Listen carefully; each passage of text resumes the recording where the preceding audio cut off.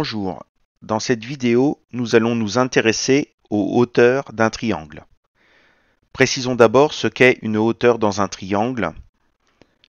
Une hauteur est une droite qui est perpendiculaire à un côté du triangle et qui passe par le sommet qui est situé en face. Il faut donc être capable de tracer la perpendiculaire à un segment passant par un point. Donc nous allons rappeler cette façon de tracer. Donc nous avons à l'écran ici un segment AB, un point C, et on veut tracer la perpendiculaire au segment AB passant par C. Donc pour cela, nous allons prendre l'équerre.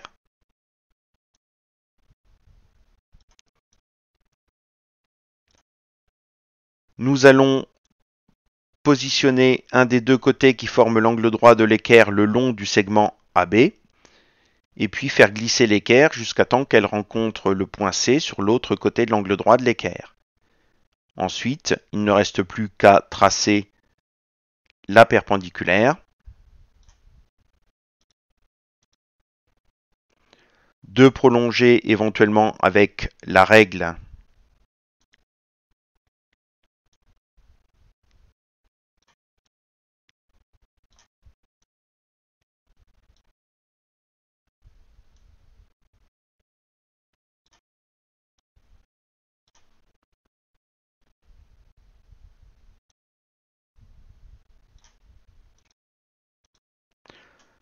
Donc nous avons ainsi tracé la perpendiculaire au segment AB passant par C.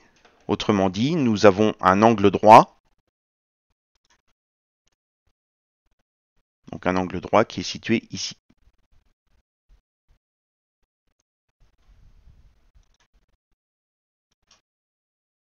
Un triangle est constitué de 3 segments. Donc un triangle à 3 hauteurs. Donc si on s'intéresse au triangle ABC qui est à l'écran, donc nous avons la hauteur issue du sommet A, qui est donc la droite passant par le point A et perpendiculaire au côté BC. Nous avons la hauteur issue du sommet B, qui est donc la droite passant par le point B et perpendiculaire au côté AC. Et puis la hauteur issue du sommet C, qui est donc la droite passant par C et qui est perpendiculaire au côté AB.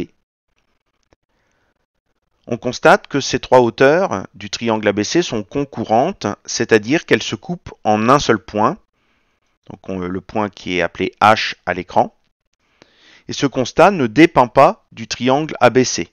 En effet, on peut déplacer le sommet A, le sommet B et le sommet C.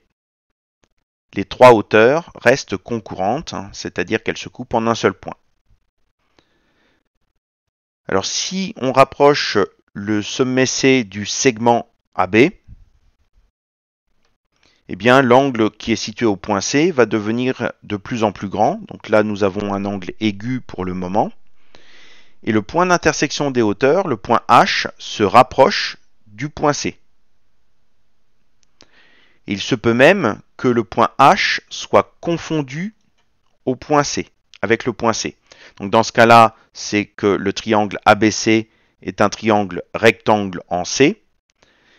Et donc du coup, la hauteur issue du sommet A est confondue avec le côté AC du triangle et la hauteur issue du sommet B est confondue avec le côté BC du triangle.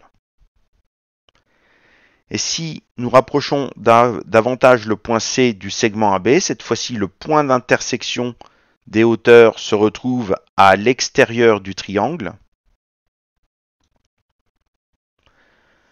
Alors la hauteur issue de B est toujours perpendiculaire à AC. Mais pour s'en rendre compte, on est obligé de prolonger le côté AC. C'est ce que je vais représenter ici en pointillé.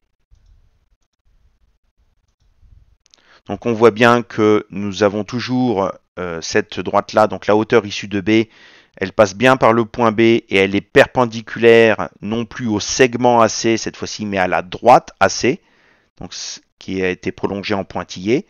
Et donc, quand vous aurez un triangle ayant un angle obtus, eh bien, pour pouvoir tracer certaines hauteurs, vous allez être obligé de prolonger le côté AC, donc de tracer ce qui est en pointillé à l'écran, pour pouvoir positionner la règle et faire votre angle droit.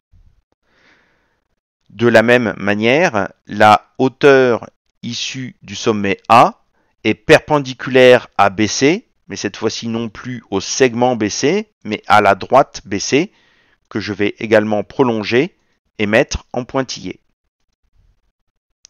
Donc là, nous avons bien la droite qui passe par A et qui est perpendiculaire à la droite BC. Donc ça sera le cas à chaque fois que votre triangle aura un angle obtus.